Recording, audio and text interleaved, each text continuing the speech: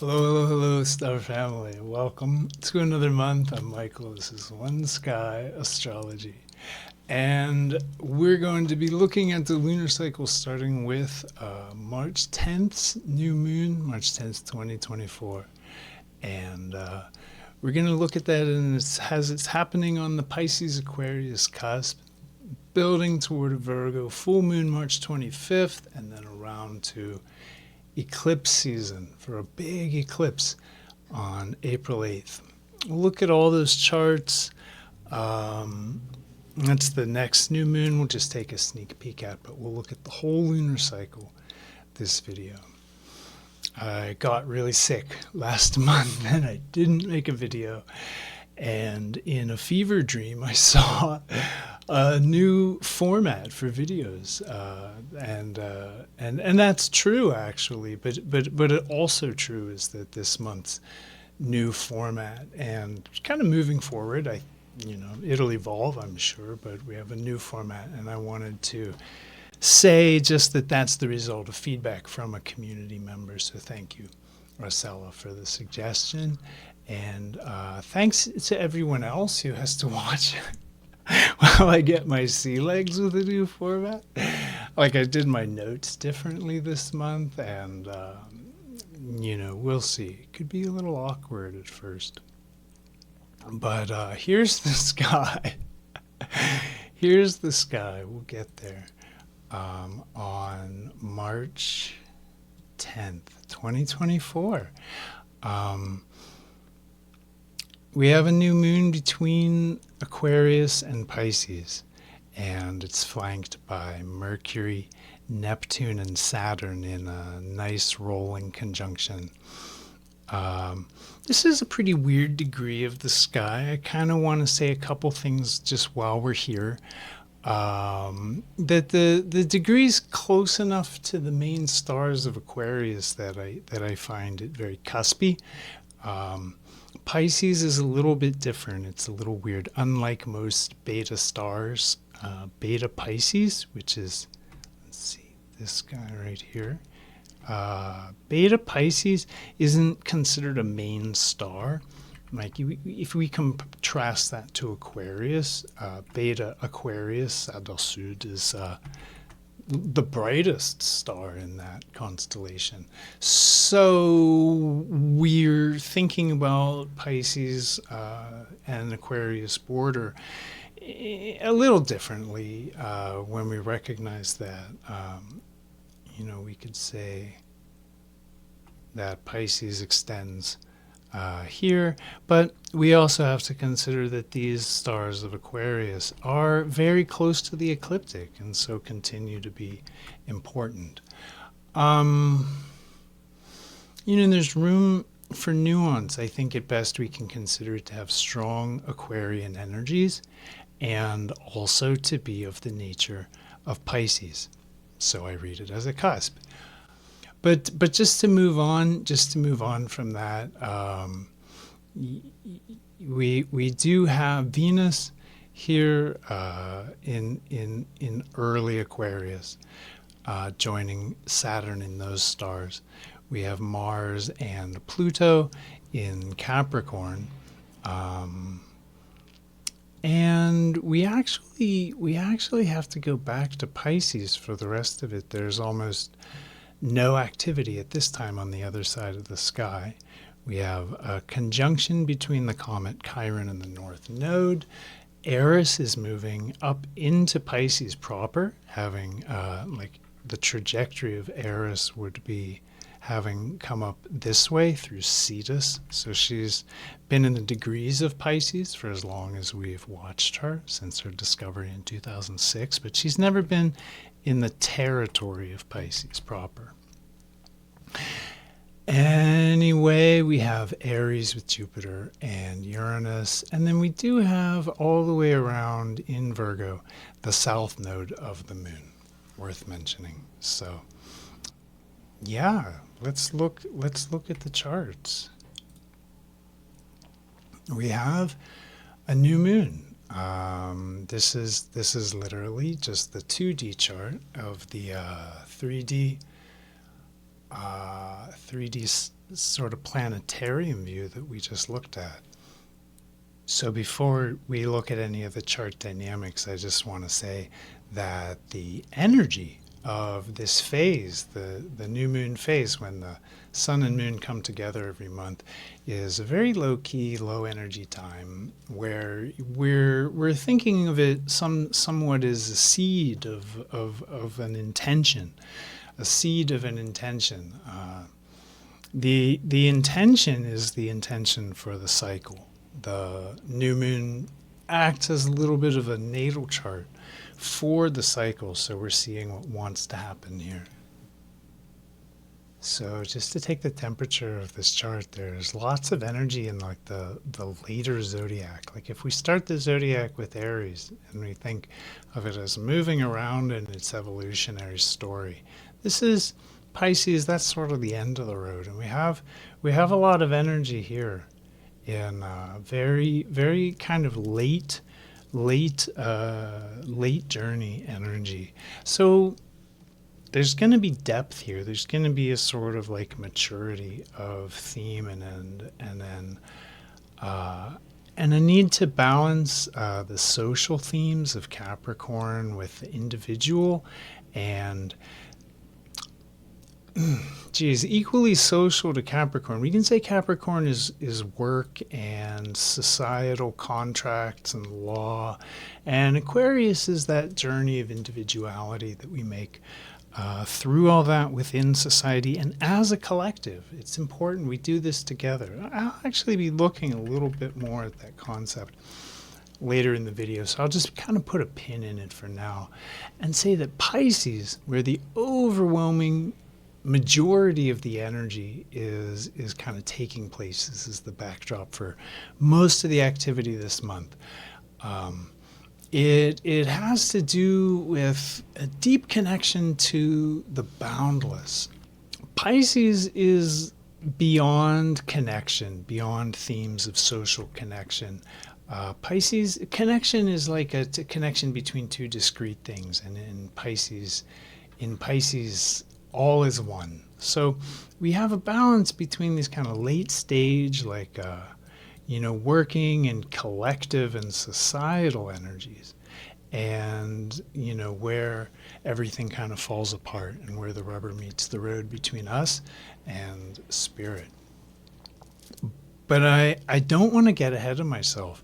I actually think that for many reasons, we're going to go back to this too. The journey starts in Aquarius. That is to say, at ground level, the stars are going to reflect the journey to align with high truth and our own genuine and authentic inner wisdom that we tend to think of as our higher self or our deep self. That is the energy that follows Aquarius. Those are the things that happen as Aquarius is activated. And the journey to align with our higher self and what we deeply know is actually one that we make collectively as members of society. Aquarius is notoriously forward-thinking and rebellious when needed to be. It's anarchic when it needs to be, but not all the time. By late in the sign, there's a tempering of that sort of Aquarian energy. Where Venus is right now is very rebellious, very edgy, very non-status quo. But by the end of Aquarius, by the later degrees after making the journey of Aquarius, that kind of hard note of the status quo that the early sign is famous for, there's a tempering of that and a movement towards more Pacific themes as Pisces and, again, the stars of Pisces start to influence the scenario. Aquarius is very punk stars, and I mean that in a way that just punk is kind of always had this connotation of doing something authentic, doing what if someone just acts out of their convictions or does what they believe in, or very naturally does something unusual because it's authentic to their individual self. we call that punk, and we think of that as Aquarian. And I know punk has been commodified and sold back to the children, and that's more a Capricornian approach to punk, with like a patched leather jacket and a mohawk, and looking like all the other punks. That's there can be conformity even within a movement that seems very individualistic. But I don't mean to get into all that. It's only relevant in as far as this journey this month kind of reflects the energies and a balance of the energies of all three of these signs. Where the sun and moon are right now is a place in the sky that reflects a stage in the journey where the question is like, what else is there? What's beyond this? There must be something more. There must be something more than this that hasn't been yet discovered. That is the energy of the Pisces Aquarius cusp, where this new moon happens, where this lunar cycle takes off. And as we get into Pisces territory, and the sun moves through Pisces all month, it'll be Pisces season. Yeah, we'll be spending time taking a look at Pisces, because these are tough stars to pin down. These are really, these are unusual stars. It's Pisces, notoriously very difficult to pin down. They're home to the Pacific, the psychic, the musical and theatric, mystics, mediums, poets, dreamers, druggies, addicts. Pisces lacks strong boundaries, for better or worse. And for this reason, it hosts certain psychological processes and phases that we see as Piscean: guilt, martyrdom, particularly Piscean, victimhood, the feeling of being persecuted, dissociation, delusion, self-deception, disillusionment. Those four, dissociation, delusion, self-deception, and disillusionment, are a cycle through a range of expressions of self-honesty and or self-deceit, all of which are Piscean by nature. So Pisces itself has no form, but like water, it has the ability to conform to the shape of its container. And this is because Pisces is reflective of cosmic consciousness, unlike the other signs, which tend to reflect much more individual consciousness or stages of the individuation process. The stars of Pisces reflect an energy that's most correlate to like the matrix, the structure of consciousness, the field of awareness that this dream takes place in. Being cosmic, it's kind of present everywhere. It gets called transcendental, and that aspect of reality is really important. It's very hard to understand, and the nature of relating to it and discovering it for yourself is Piscean. So we give Pisces a lot of spiritual qualities for good reason. In Pisces, like I said, we find the Pacific and we find the poetic, but we find the forgiving. We find the ability to not take it personally because they aren't personal energies. Pisces is where we find the ability to withstand the suffering of this world with grace more than anywhere else. Pisces does have a horribly long shadow, as mentioned, and it comes with a deep escapist twitch that seems kind of unprepared to deal with the stark survival needs of reality. In these stars, we find escapism to the point of addiction, especially an affinity for alcohol, opioids, and downers in Pisces. Just like the ocean it's often compared to, Pisces wants to be lulled to sleep, for better or worse. It comes with the territory. Just like the desire to weaken and dissolve the ego structures comes with the territory of Pisces. It's a very rarefied connection to cosmic consciousness that opens up to us in this set of stars with the sun and moon here. With Neptune, it's only going to increase a lot of the sensitivity and the spiritual attunement. But let's make no mistake, it has the potential to soften consciousness in the very way that reflects that long shadow I just talked about. I think that the general energy of this new moon speaks to a journey towards spiritual truth, a journey of disillusionment, a journey to develop our own individual relationship with spirit, the god or goddess of our understanding, the cosmos or consciousness, whatever Zen calls the big mind, whatever you want to call it, it's okay. Pisces doesn't care, that's the thing. God doesn't care what you call him. Right? So, the genuinely mystical by any name, however it manifests in our lives, this new moon and this whole lunar cycle is a call to deepen, to soften, to pacify, and to listen, and hopefully wisen. We do have all planets direct. If you notice, we don't have any retrograde. We do have a south node in retrograde motion, but the way the nodes move, it's actually possible for one node to be direct and the other to be retrograde. I can't really illustrate that adequately right now, but the way they wobble around, that's just how it happens. They vacillate and wobble in a way that just this, you see it all the time. Not invariably, but if you're plotting the true nodes, you see this all the time, that the north node is direct and the south node is retrograde. And if you think about that, it's weird, but don't think too hard about it because it doesn't matter.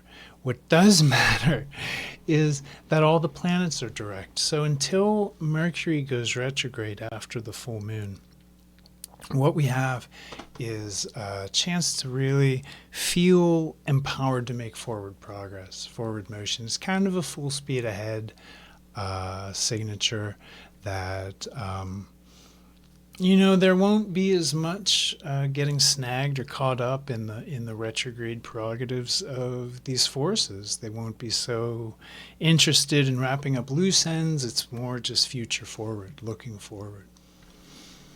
And the new moon bridges an Aquarius Saturn with Pisces Neptune. Now, that is going to get oxymoronic and paradoxical because Pisces Neptune is the deepest dreamer that there is, easily the most inspired and touched. And that means the zaniest and most unhinged too, and in a way the worst, because unlike the usual unhinged characters, Pisces doesn't always know that she's unhinged. It's just kind of part of the amazing alchemy of Pisces process that there's a capacity for delusion and self-deception. And Aquarius Saturn is innovative, progressive, and characteristically aloof in Aquarius, but it's one of the hardest workers that there is. And if Pisces Neptune reflects the deep dream, then Saturn in Aquarius reflects the real world. And the marriage of the two of them, both strong in constellations that support their energies well, the marriage is going to be found in the unfolding of this lunar cycle, and that may look different for each of us, of course, but it might be an underlying theme. And as Saturn approaches Neptune, for its conjunction in 2025-26.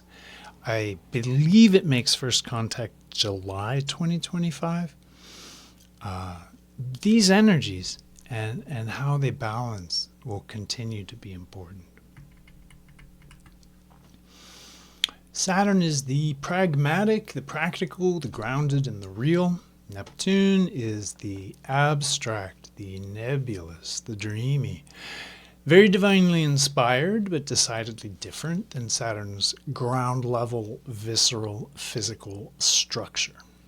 So bridging and balancing these two archetypes has always presented a challenge to those who find them linked, especially in their personal charts. I have this in Mundo Square to a couple minutes, and it's been a journey that's helped me bring the heavens and the kind of cosmic wisdom of astrology into a practical form for everybody via Saturn.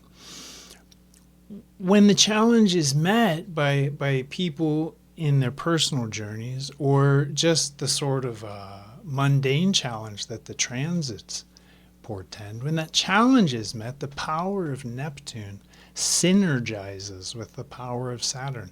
And we can be empowered to bring Neptune's dreams into reality, our fantasies, our inspiration from beyond, into Saturn's, quote unquote, real world.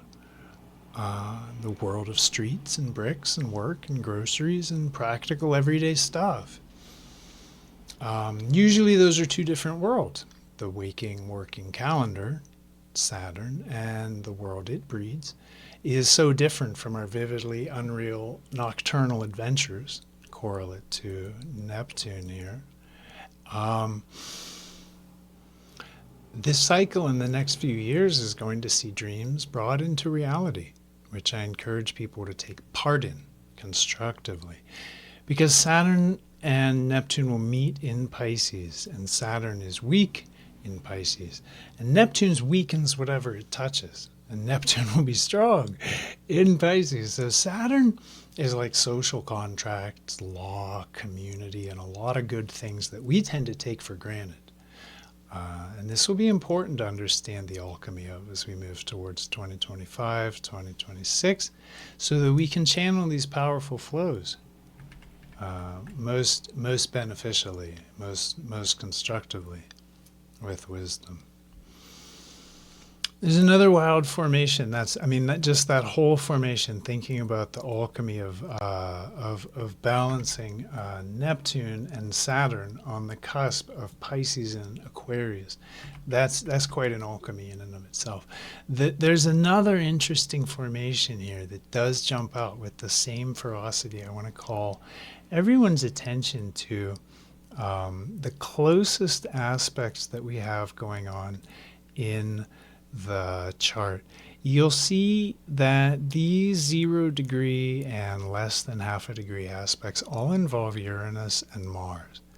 Uranus is square to Mars, and the Sun and Moon are relating to Uranus and Mars very closely.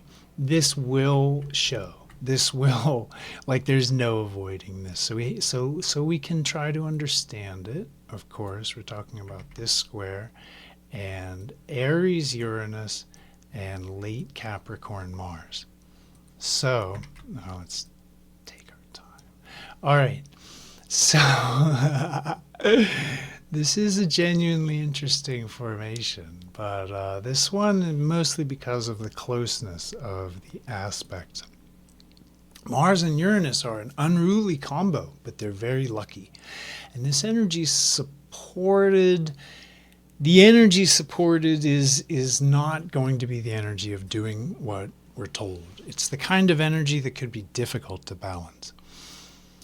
It's often just too unruly to channel in entirely nice and polite ways.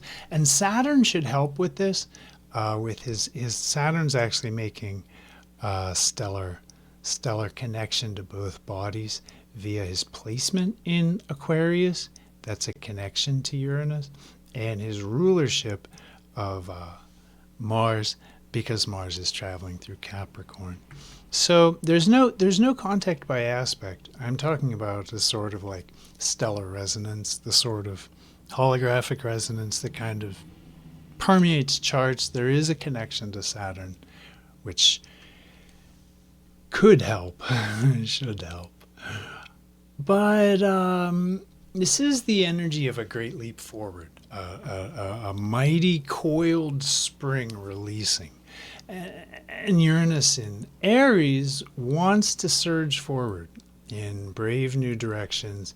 He's empowered by contact with Jupiter, and Mars in Capricorn can really yoke its determination and courage to the discipline and structure of the stars here. So Mars is happy here. Mars is usually successful here. The square between them is commonly understood to bring powerful benefits and diabolical challenges. So usually those benefits aren't accessible until the challenges are resolved. That's just kind of like how squares shake out generally, but this one especially is because it involves Uranus, can be volatile. And Mars gets very excited and forceful. Not so much in Capricorn, but it does never not have that potential. The new moon by aspect relates really harmoniously, really favorably. We have a semi-sextile to Mars at 5 minutes and a sextile to Uranus at 23 minutes. And that could serve to increase the responsibility of the individual, signified by sun and moon, right? This is like our adventure that we're on, and in our lives, these transits, this mundane astrology will have its role, but it's going to challenge the individual to yoke the two kind of balancing acts that present here in the chart are both relating to sun moon kind of centrally, or we could say that it may mean that many of us will be called to make conscious choices that steer our ship through what could be choppy waters. Late Capricorn Mars is sturdy.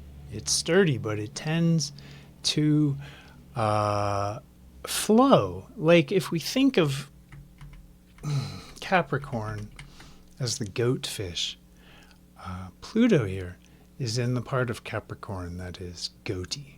And Mars is in the part of Capricorn that is known to be fishy. They're leading towards Aquarius, the water bearer, towards Pisces, the oceanic. So what does that mean? It means that Mars here in late Capricorn is going to kind of represent the energy of conformity. And Mars always rules new beginnings, even in Capricorn, which favors the already established. Mars rules new beginnings, and we'll see that balanced with the Aries-Uranus, because Aries-Uranus wants to move boldly into the unknown and beyond, into the future and beyond. So, yeah, expect it. Expect movement and change and a balancing act this month. Elsewhere in the chart, things that I see worth mentioning include the conjunction between the North Node and Chiron, especially with the presence of Eris just a few degrees away. I want to invite everybody to look out for fixation, over-fixation, like obsession even, on personal wounds signified by Chiron, the comet Chiron. If the trauma of early life raises its head, kind of comes back up to the surface to be processed, it may feel like it's there to like haunt us or taunt us or torment us. But it can distort our experience. It can throw us off, but this alignment is indicating that those things that stick out like a sore thumb are coming up to be processed and released, that we can make movement forward. That's a North Node function. On our healing journey, that's Chiron. And this can be a time to heal and shed skins and let go of past pains. Again, I want to repeat, anything that comes up at this time that we fixate on in uncomfortable ways, we might obsess on how we've been hurt, our burden at this time might seem like the heaviest. Everyone's burden seems like the heaviest to them, so don't worry. It's true. And there's a distorting sort of funhouse mirror quality in all this that the North Node possesses that can make our trauma seem like it'll never end.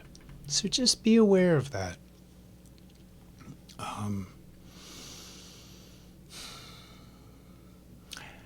Again, I just want to outline this new moon energy as indicating two distinct balancing acts. We have Saturn, Neptune, and Mars, Uranus. They're not usually energies that harmonize, but when healthy relationships can be established between them, they both indicate profound power and ability to move forward in new directions. So this is really blessed for those people who are willing to lean into the challenge of it. Early Pisces isn't the territory where I would expect this to be easy. And it could be confusing. It could be confusing, and even if you're not confused, people around you will be confused. So remember that it's Pisces season. Sometimes just holding that knowledge in mind just helps me so much to navigate the madness of the world around us. And now, ordinarily, where we would move to the waxing quarter moon, I've actually we're going to switch formats and switch it up, and we're going to look at transits. We'll look at transits, and the way I want to do this is to set up the transits between the date of the new moon, that's 10th of March, and the date of the full moon, that's 25th of March. So we'll look, instead of going over a waxing quarter moon chart, I think that this suggestion is perfect because we can get a lot more relevant information to the flow of our month out of a transits graph.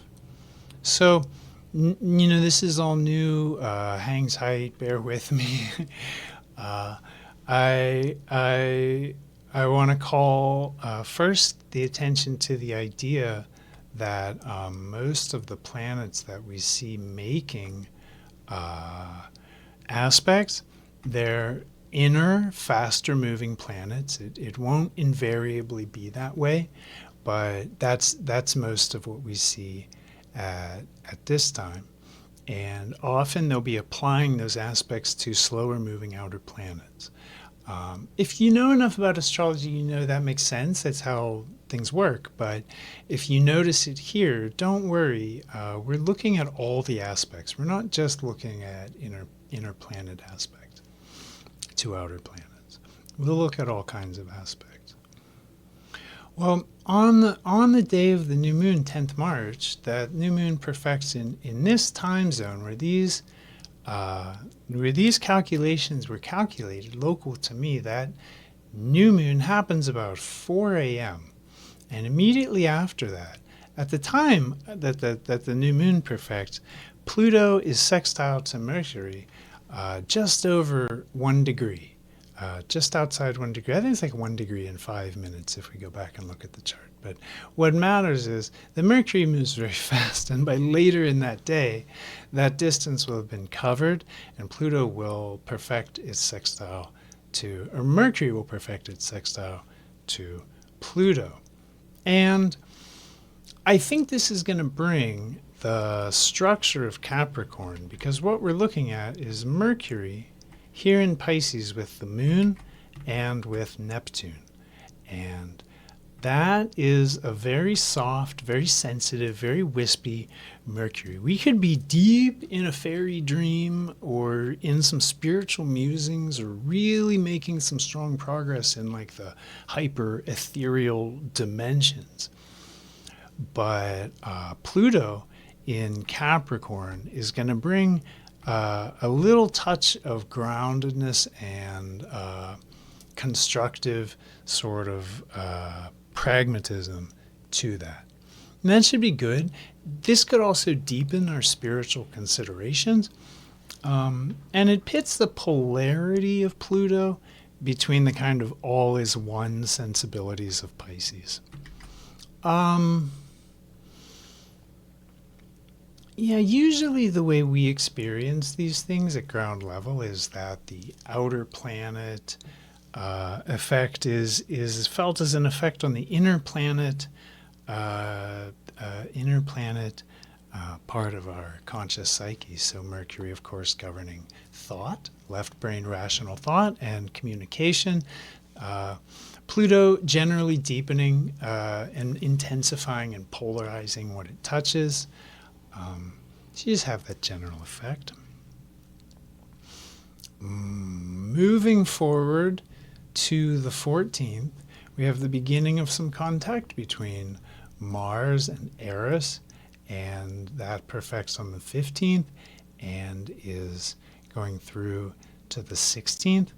At that same time, the Sun will come into contact with Neptune, which perfects on the 17th, going through the 18th. And I think we can isolate the two of those. I think Mars sextile Eris could be very tempered by the stars that they're in. Mars, that I mentioned in the late Capricorn, stars of the fish, very much like, let's go with the flow. And Pisces Eris softens Eris' unruly qualities and brings a bit of spiritual wisdom to them. Or alternatively, because Neptune is 50-50, if you ask me, a brilliant benefic and an insidious malefic, it will confuse and distort them, and we will get angry. That's a Mars function. At our projections, that's a confused Eris function. But when the Sun conjoins Neptune in Pisces, we're going to be subject to the strange for a couple of days, because things tend to get very strange, weird, unusual. Neptune tends to soften and weaken and dissolve what it touches. It just makes everything fuzzy. It makes borders fuzzy and barriers and boundaries sort of blurry. And the Sun is how we're integrating our lives. The Sun is how we're doing this thing. The Sun is our connection to consciousness. The Sun is the core of our solar system and our planetary movement. And it can make for very unusual dreams and sensitivities, visions, and it links our individual consciousness with the inspired consciousness of the mysterious universe. For better or worse. For better or worse. There's no guarantees on that one, fam.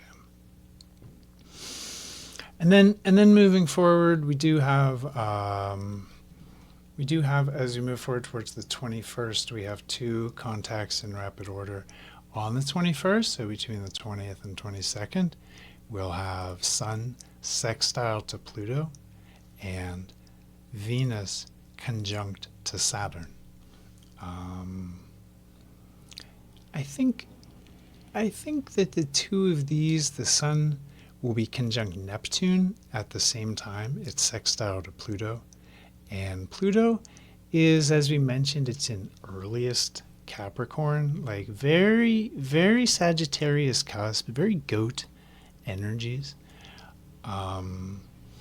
So I think that it could bring some strength to a Sun that might potentially be weakened, but it can also tend to divide.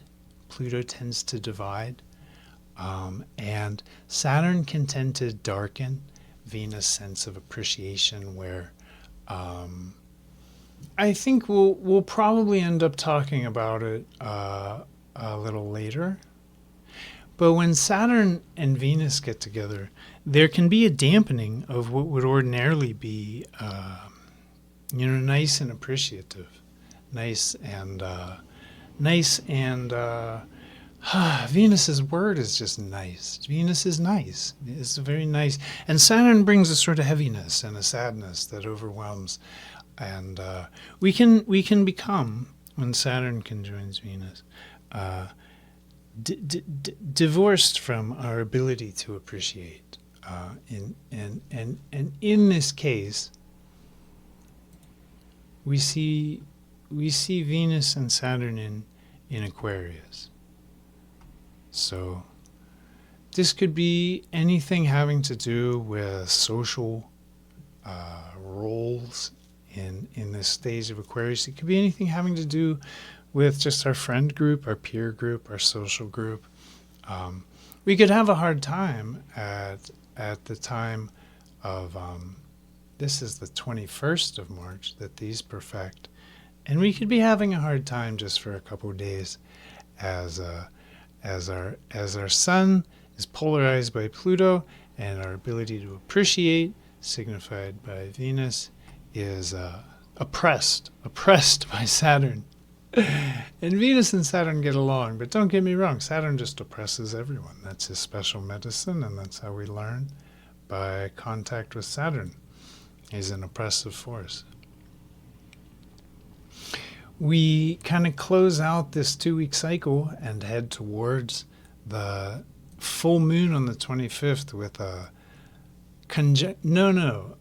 I apologize, a sextile between Venus and Jupiter on the 24th. Very nice and auspicious, leading towards this full moon.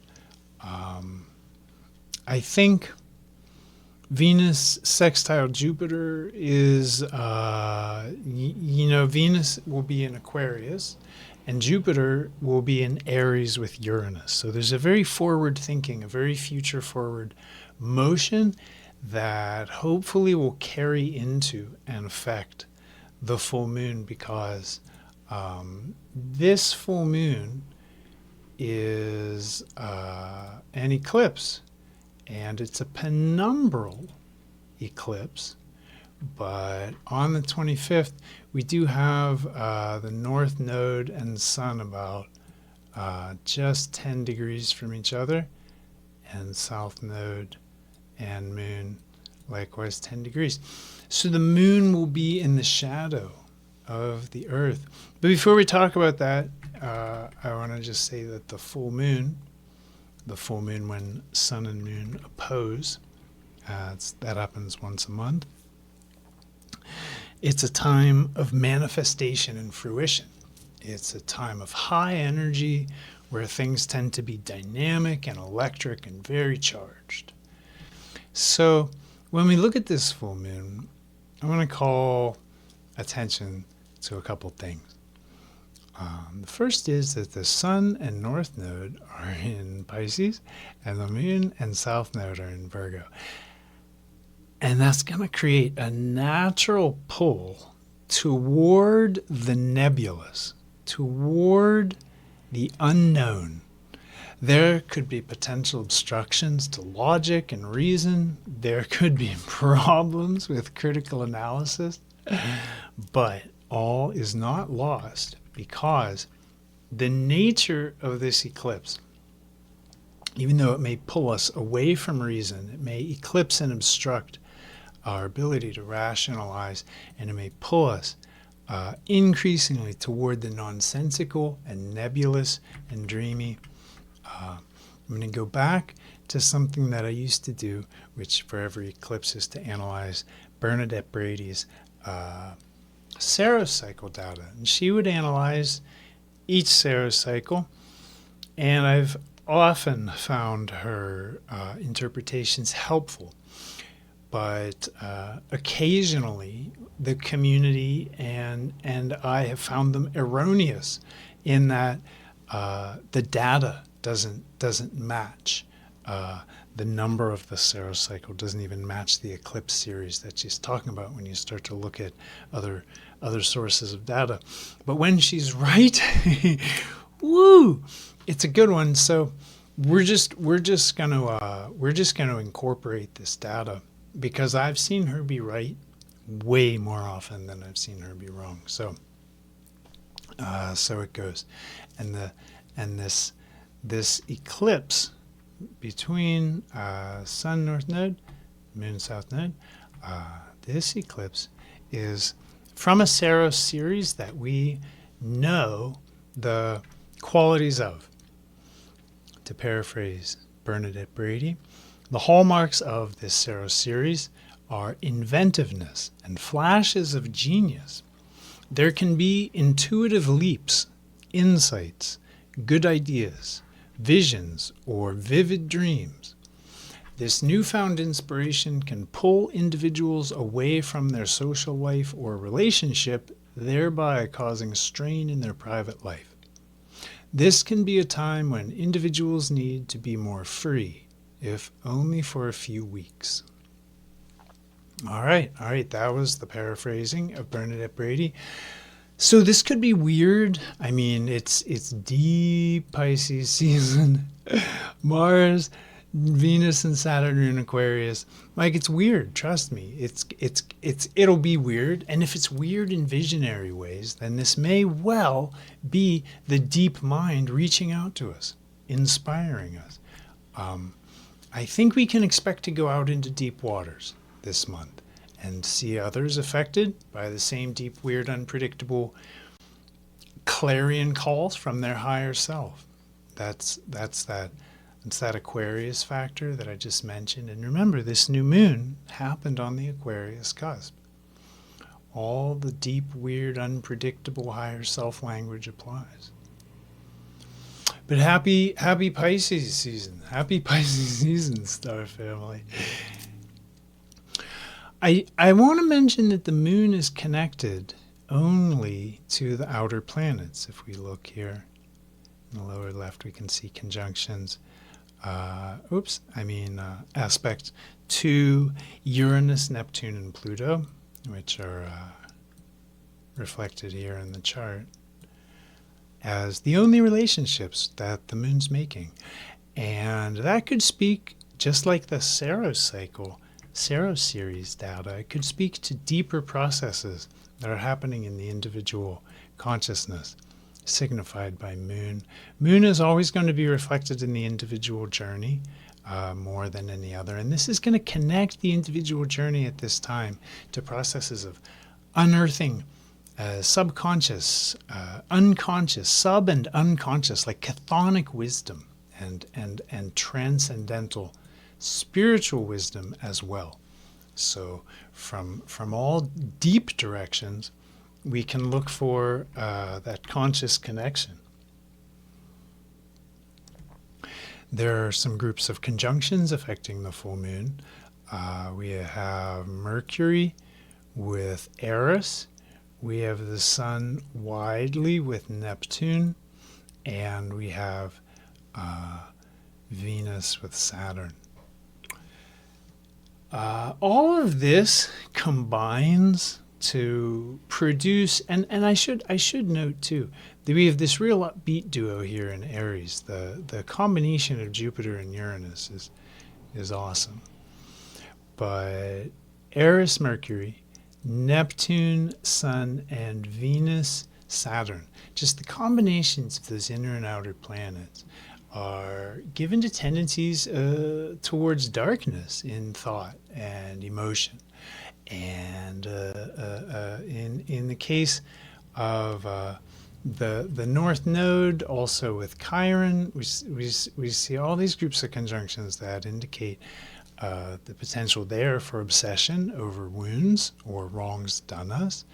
A kind of heaviness and a dark leaning I mentioned with Saturn, Venus. Thinking, well, in Aquarius, I would say there's going to be a strong tendency here to think in improvement-oriented ways and kind of future-forward ways. Kind of how can we shape it up, rather than just a kind of basic appreciation of how things are. And there's nothing wrong with that, right? That has its place. But being aware of it could be helpful because there are a lot of heavier, clouded influences here. And it could balance out that this impulse between Jupiter and Uranus just in Aries just ends up being an impulse to get away from it all, to start something new, start a new direction, take a road trip, relocate, just, start. And the point I'm trying to make is that there's an impulse to new directions, but there's some heavier and more clouded combinations of archetypal energies that need to be resolved before we can really get a clearer sense of the road ahead.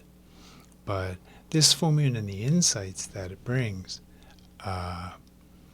it could manifest as deep guidance.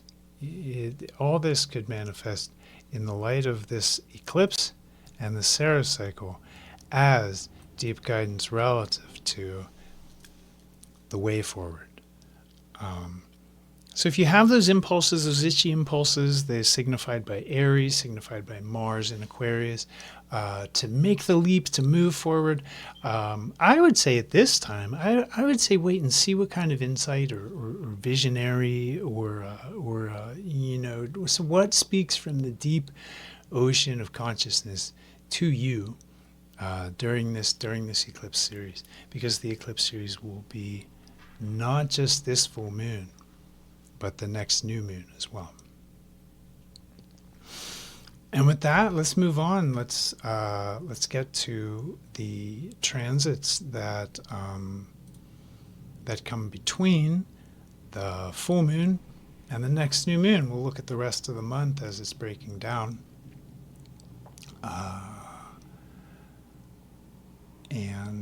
Right at the time of the full moon, we see Eris conjoined to Mercury, which goes exact on the 26th through the 27th. I think in Pisces, this could really indicate projection of the unresolved. Potentially, we could be thinking about things here through a mirror darkly, like just only seeing our own unresolved stuff and not seeing the situation for what it really is. That's going to be very, very likely at this time. But at the same time, there's going to be lightning flashes of insight from some of the deepest, most chthonic levels of consciousness that are coming up to our thoughts.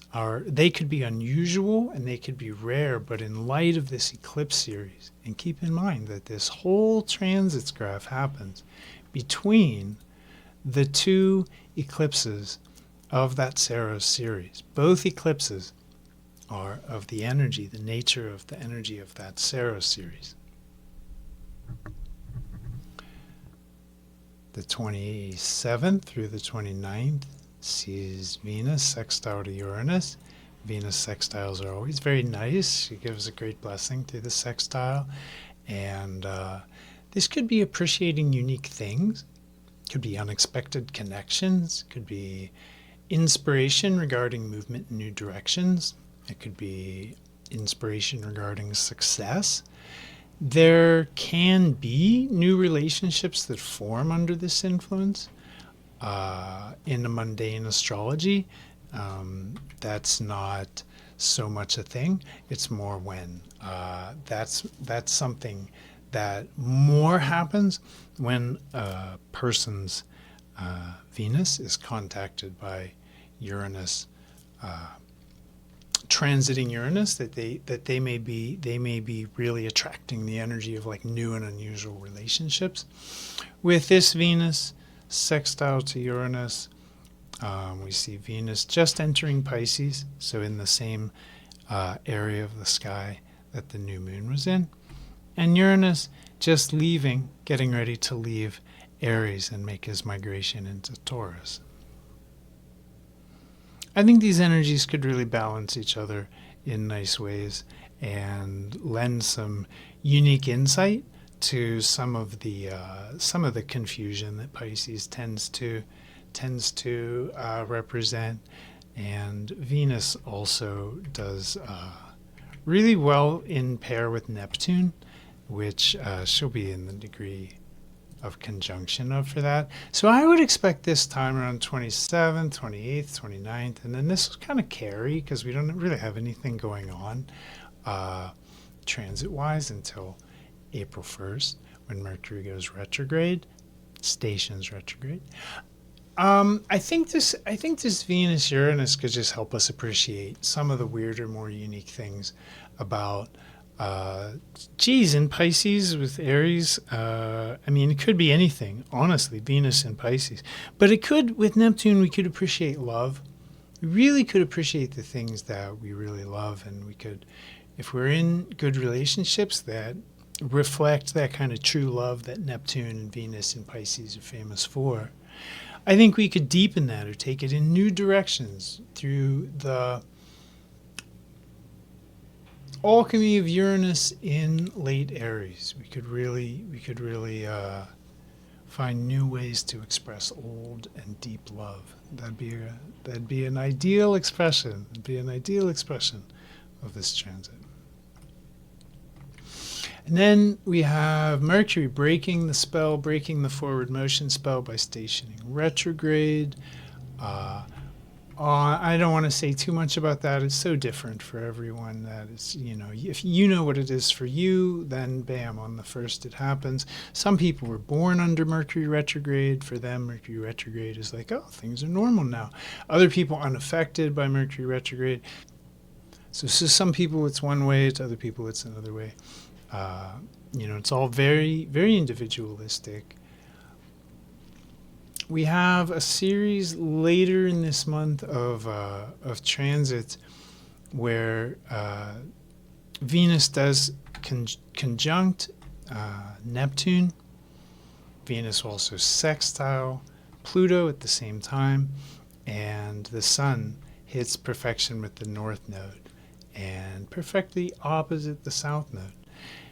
Venus conjunct Neptune on the 2nd to the 4th is really, Neptune's a higher octave of Venus, and it comes through when they combine. It really brings like faith as a way of just deepening experience, I'll leave it at that. There's an energy of true love and romance here. There's an energy in Pisces, of art for art's sake. That's art for art's sake energy, just to create something just because it's vividly beautiful. Unconditional love, mercy, forgiveness, dreams, all of these are highlighted when Venus and Neptune conjoin.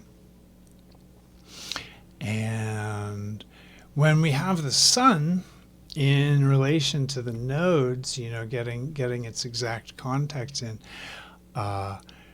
we're really here, we're getting geared up for the eclipses, right? But this is kind of the exact contact in between. Like I said, the full moon on the 25th, eclipse.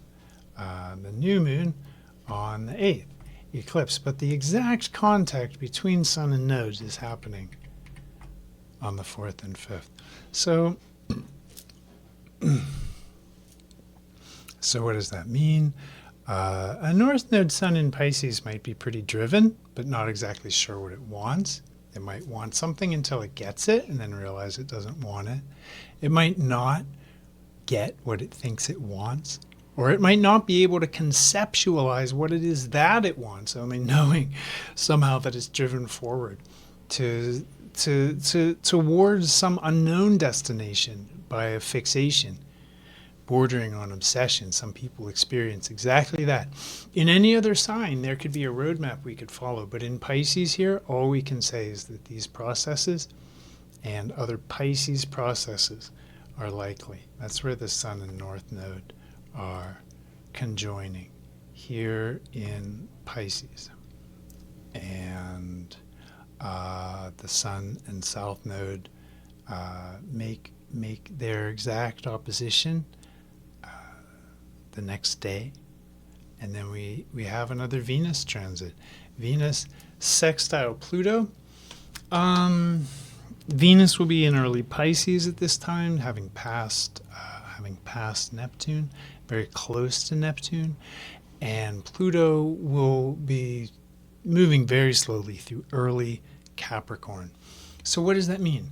Venus appreciates and Pluto polarizes and intensifies. And the contact between early Capricorn and,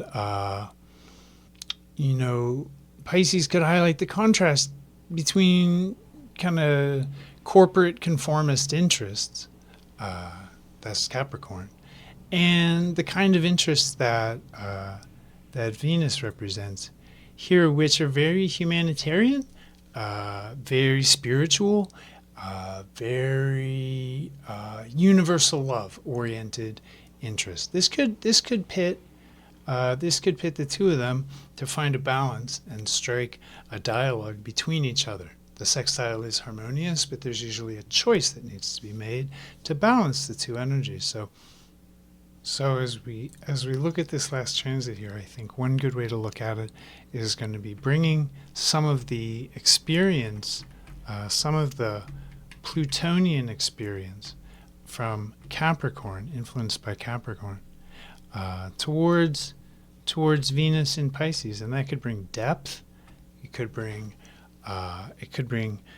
some structure and some solidity and some order and some organizational principles to what otherwise could seem pretty nebulous, pretty confused. We have at this time, we'll have 3 of the inner planets in Pisces. It's Mercury, Sun, and Venus. We'll have 1 moon on the cusp, and Mars isn't going to be in Aquarius for long, but these aren't energies that are going to make easy sense. So having Pluto in Capricorn, not that Capricorn ensures easy sense, but it does specialize in making easy sense. So with that, I think we're done with the transits.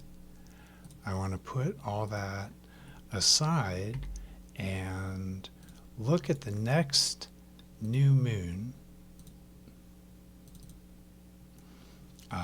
Here we go. Big eclipse. See the sun and moon at 29 Pisces. See the north node at 25. Notice that Chiron will be almost exactly with new moon at 29 degrees, 51 minutes. New moon at 29 degrees, 52 minutes. So a lot of healing, a lot of Pisces. Still, we have a lot of Pisces. There will be a total solar eclipse visible across North America, Newfoundland, and the United States. I'm not going to show those maps, but if you're interested and live in those areas, you may get a view of this. I want to say again, just leave you with a thought to paraphrase Bernadette Brady. Inventiveness and flashes of insight and genius are the hallmark of this Saros series of eclipses. There can be intuitive leaps, insights, good ideas, visions, or vivid dreams. This newfound inspiration can pull individuals away from their social life or relationship, thereby causing strain in their personal life. This can be a time when individuals need to be more free, if only for a few weeks. We'll look at that next month. I'll be back. I want to thank you all for hanging this long. If you like this video, give the thumbs up, give the old share it around, and tell your friends. Subscribe. Do the YouTube things. You know what to do. Honestly, fam, if you'd like to support me, the very best thing that you could do is support my sweet Serena. as her health has left her with no option but to apply for disability. Her fundraiser's linked in the comments below. I'll throw a link up, but it's a bit.ly link. I know I've gotten some complaints about bit.ly, but there's a full link to the fundraiser down in the description. I guess some browsers or it's just some mediums don't like bit.ly links. So sorry, I didn't know. If you would like to support my work, oneskyastrology, that's my site. My work focuses on evolutionary astrology using the real sky. Simple concept, inexhaustibly deep and profound territory. I want to invite everybody who has a Facebook account and has interest in a Facebook group to a group called Radical Astrology. It's a private group. You'll have to sign up. You'll have to actually, prove that you're not a robot. But it's a group for astronomical astrologers, not just me and my kind of astrology, but all kind of brands of sidereal astrology. Join the convo, or just lurk, or do whatever you like. But there's more information like this. Great longer takes, short takes, daily updates. It's a great place to connect with a community of people and connect with the information that they bounce around, to stay in relationship, to stay in touch with the heavens. This is real. It really helps. One of those community members, Fran Arnett, a sidereal astrologer focusing on heliocentric work, someone I've featured in the dialogue series on this channel. Fran Arnett has published her book on Eris, and at the time of this recording, I haven't read it, so I can't give you any feedback, but her work is dazzling and delightful, and definitely, I'm not going to go on with a bunch of D words, but check it out. I will link in the description below to Fran Arnett's book on Eris cycles. Thank you, and bless you all. I'll see you next month. Ciao.